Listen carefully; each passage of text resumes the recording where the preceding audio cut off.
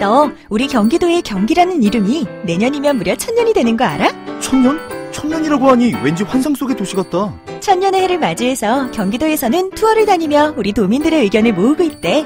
모아서 뭐하게? 우리의 의견을 모아 정책이 되게 한다는 거지. 단순히 1000년이 된 환상 속의 도시가 아니야. 우리의 상상이 현실로 구현되는 곳이야. 대한민국의 심장 경기도. 고려시대부터 불린 경기라는 이름은 어느새 1000년이 되었습니다. 1000년 동안 대한민국의 심장으로 뛰어온 만큼 경기도민의 목소리를 모아 미래 비전을 만들어가겠습니다. 이 캠페인은 경기도와 경기문화재단이 함께합니다. 사운드 오브 뉴스 시간입니다. 김민아 기자 어서 오세요. 안녕하세요. 오늘 들어볼 소리는요. 성탄절 연휴를 맞아서 해외여행을 가려고 했던 분들 낭패들을 많이 봤다는데요. 이 소리를 한번 들어보시죠.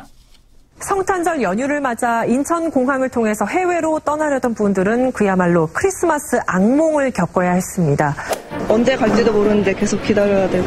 아침 10시 비행기로 갈 예정인데 한 5시간, 6시간이 지금 지연되고 있어요. 일부 승객들은 자비로 숙소를 잡거나 공항에서 노숙하는 등 극심한 혼란이 빚어지기도 했습니다. 차가운 바닥에서 다 재워놓고서는 진짜 가는 거 맞냐고 그러니까 그래서 이렇게 따지시면은 저희가 준비할 시간이 없지 않냐고 오히려 저희한테 화를 내고.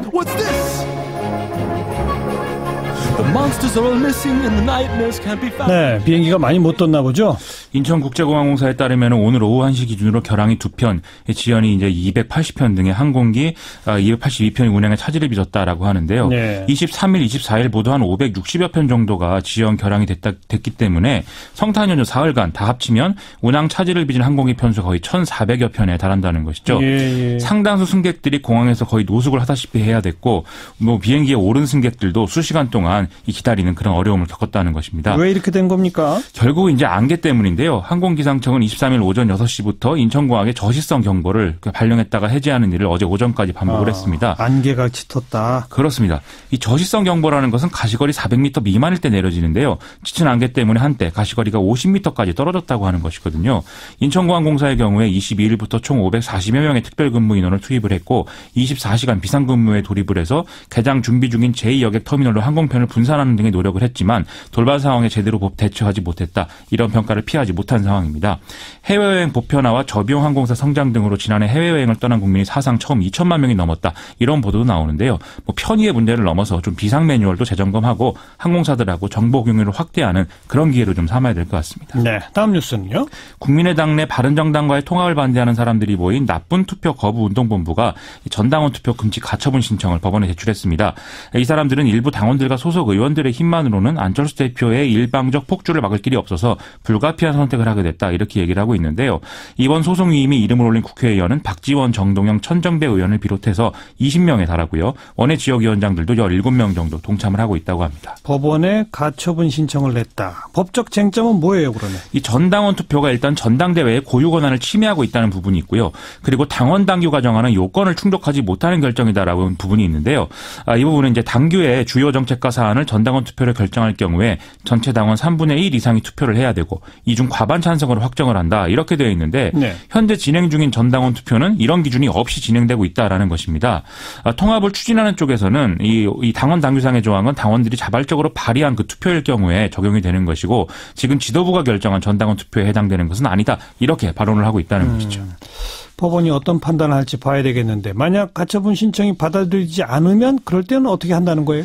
그럴 경우 전당대회를 통해서 합당 추진을 저지하겠다 이렇게 얘기를 하고 있는데 지금 이 통합파들, 통합 반대파들 공히 인정하는 사실이 실제 전당대회가 진행될 경우에 의결을 하게 되면 다수파는 통합 찬성일 것이다. 이 얘기를 많이 하거든요.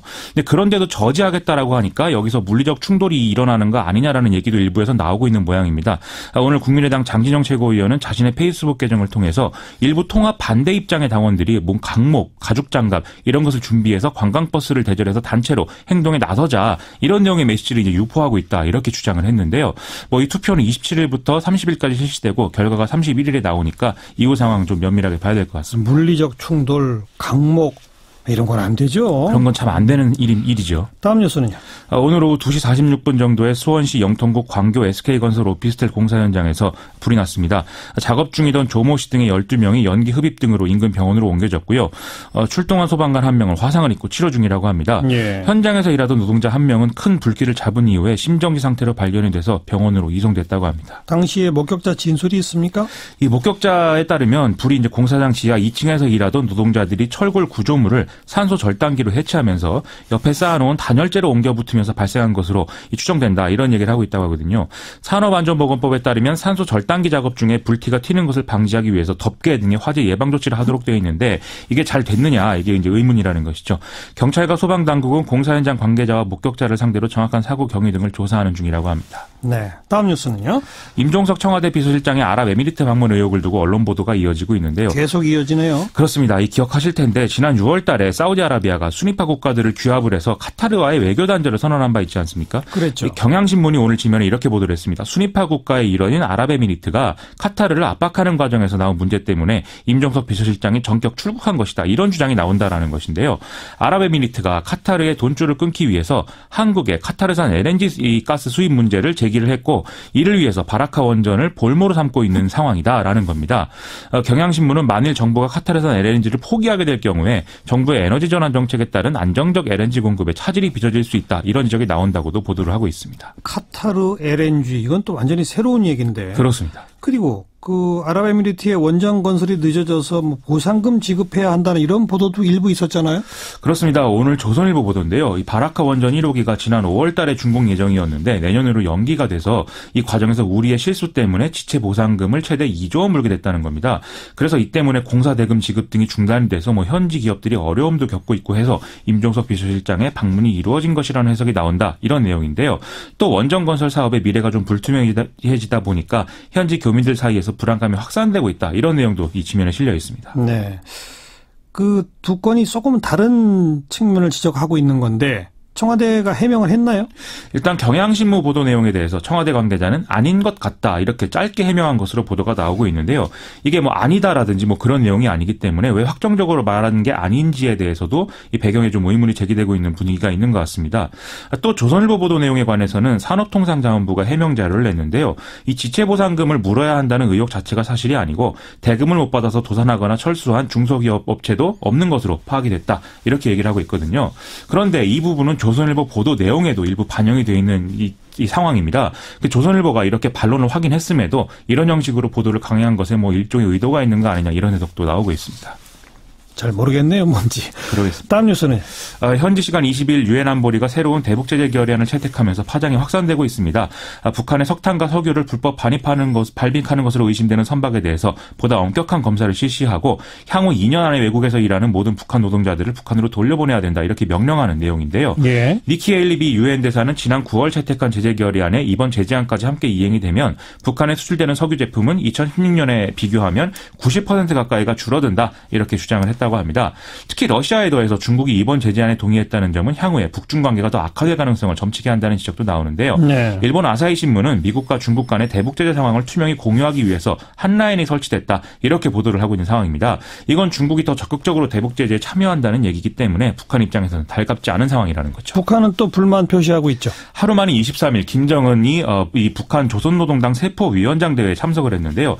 여기서 지금까지 해놓은 일은 시작에 불과하고 앞으로 대담하고 통 큰 작전을 더 과감히 전개하겠다. 이렇게 큰 소리를 치는 상황이었거든요. 예. 또 어제 북한 외교부는 유엔 안보리의 새로운 대북 제재는 북한 경제를 전면적으로 봉쇄하려는 것으로 전제 행위나 다름없다. 이렇게 선언하고 있고요. 또 노동신문 보도에 의하면 지금 미사일 발사가 아니라 위성을 발사한 것이고 그것은 주권 사항이기 때문에 이 주권 사항에 대해서 침해해서는 안 된다. 이런 얘기까지도 하고 있는 상황입니다. 네. 이런 움직임이 추가적인 군사적 도발을 예고하는 것인지 아니면 일종의 말폭탄에 그치는 것인지 좀 의견이 분분한데 이로써 김정은의 내년 신년사 내용이 매우 중요해졌다. 이런 분석은 피할 수 없는 상황입니다. 미국의 태도 역시 주시할 수밖에 없잖아요. 최근에 제임스 매티스 미 국방장관의 두 가지 좀 주목할 만한 발언이 나왔는데요. 첫째는 미 82 공수사단을 찾아서 한국에 먹구름이 몰려오고 있다 이렇게 얘기를 하면서 주한미군 가족 철수에 대해서 아직은 아니지만 비상대응 준비를 하고 있다 이렇게 얘기를 했다는 것입니다.